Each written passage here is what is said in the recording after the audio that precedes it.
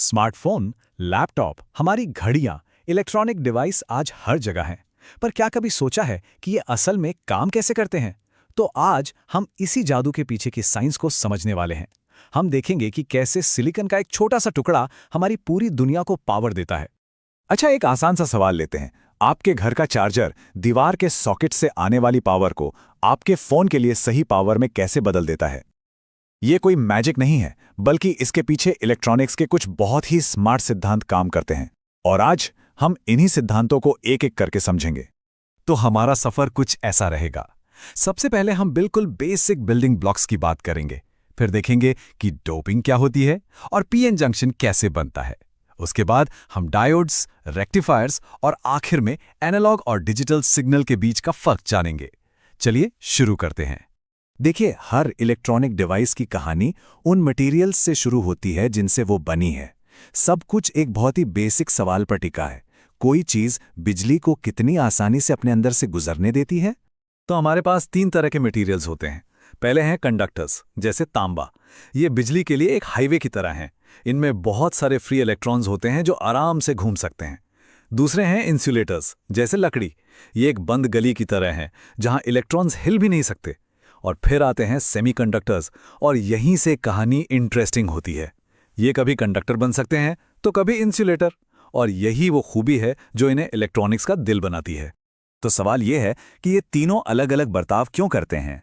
जवाब है energy gap. सोचिए कि इलेक्ट्रॉन्स के लिए 2 लेवल हैं।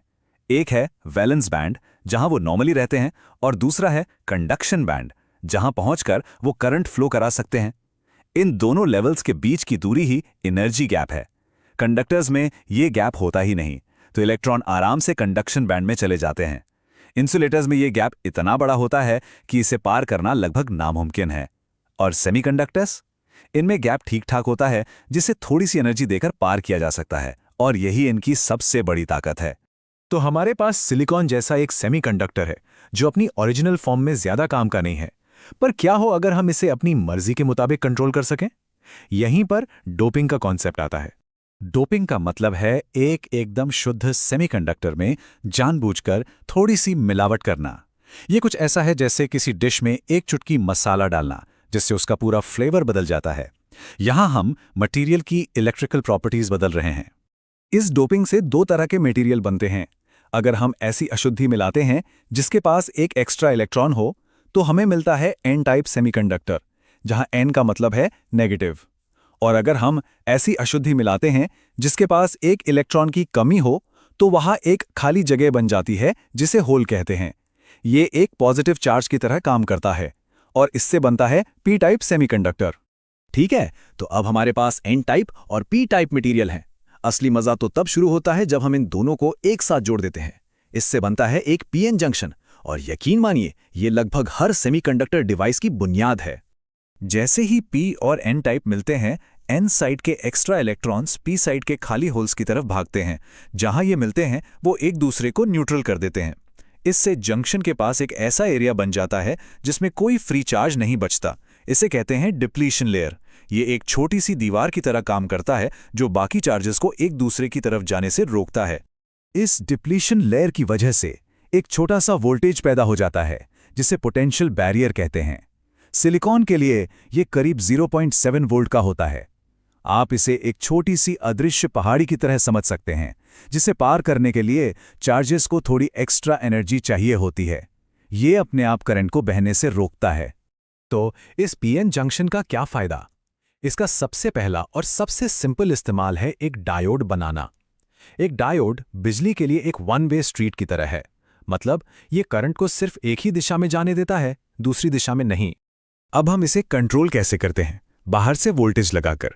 अगर हम बैटरी को इस तरह जोड़ें कि वो चार्जेस को उस पहाड़ी की तरफ धकेले, इसे फॉरवर्ड बायस कहते हैं, तो वो पहाड़ी छोटी हो जाती है और करंट बहने लगता है। लेकिन अगर हम बैटरी को उल्टा जोड़ दें, यानी रिवर्स बायस, तो ये चार्जेस को जंक्शन से और दूर खींच लेता है, जिससे वो पहाड़ी और भी बड़ी हो जाती है और करंट पूरी तरह से रुक जाता है। मतलब करंट सिर्फ एक ही डायरेक्शन में बहेगा। तो चलिए अब वापस आते हैं अपने शुरुआती सवाल पर, हमारे फोन चार्जर पर। चार्जर का मेन काम है दीवार से आने वाली ऑल्टरनेटिंग करंट यानी एसी को हमारे फोन के लिए डायरेक्ट करंट यानी डीसी में बदलना। और ये काम करता है एक रेक्टिफायर, जिसका हीरो है हमारा डायोड।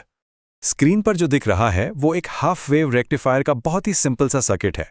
इसमें एक एसी सोर्स है, हमारा डायोड जो एक गेट की तरह काम करेगा, और एक लोड है जहां हम आउटपुट देखेंगे। और ये ग्राफ बहुत अच्छे से दिखाता है कि हो क्या रहा है। इनपुट एसी सिग्नल एक लहर की तरह ऊपर नीचे होता है, पॉजिटिव और नेगेटिव। जब वेव पॉजिटिव होती है तो डायोड ऑन हो जाता है और करंट को जाने देता है, लेकिन जैसे ही वेव नेगेटिव होती है, डायोड ऑफ हो जाता है और करंट को ब्लॉक कर देता है। नतीजा, हमें आउटपुट में सिर्फ पॉजिटिव हिस्से मिलते हैं, और बस हमने एसी को डीसी में बदलने का पहला स्टेप पूरा कर लिया है। चलिए अब थोड़ा आगे बढ़ते हैं और देखते हैं कि ये कंपोनेंट्स किस तरह की इंफॉर्मेशन प्रोसेस करते हैं। इलेक्ट्रॉनिक्स की दुनिया में मेनली दो भाषाएं हैं, एनालॉग और डिजिटल। इन दो तस्वीरों को देखिए। लेफ्ट साइड में एक एनालॉग सिग्नल है। ये एक स्मूथ, लगातार बदलने वाली लहर है, जैसे हमारी आवाज या किसी चीज का तापमान। और राइट साइड में है डिजिटल सिग्नल। ये सीढ़ियों जैसा दिखता है।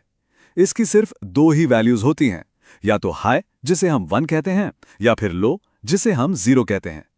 ये टेबल इस फर्क को और भी साफ कर देता है। एनालॉग लगातार बदलता रहता है और इसकी कोई भी वैल्यू हो सकती है। डिजिटल सिर्फ दो वैल्यूज में काम करता है, 0 और 1। हमारी असली दुनिया एनालॉग है। आवाज, रोशनी, टेम्परेचर, ये सब एनालॉग हैं, लेकिन हमारे कंप्यूटर, फोन और दूसरी डिजिटल डिवाइसेस वो सब डिजिटल भाषा में ही बात करते हैं। तो हमने सिलिकॉन के एक टुकड़े से शुरू किया, उसे डोप किया, एक पीएन जंक्शन बनाया और उससे एक वन वे गेट यानी डायोड तैयार किया।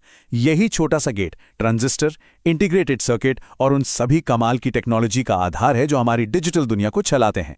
यह सोचना वाकई कमाल है कि इस एक छोटे से सिद्धांत पर कितनी बड़ी टेक्नोलॉजी टिकी है। सवाल यह है कि भविष्य में ये बुनियादी बिल्डिंग ब्लॉक्स हमारे लिए और क्या-क्या संभव बनाएंगे।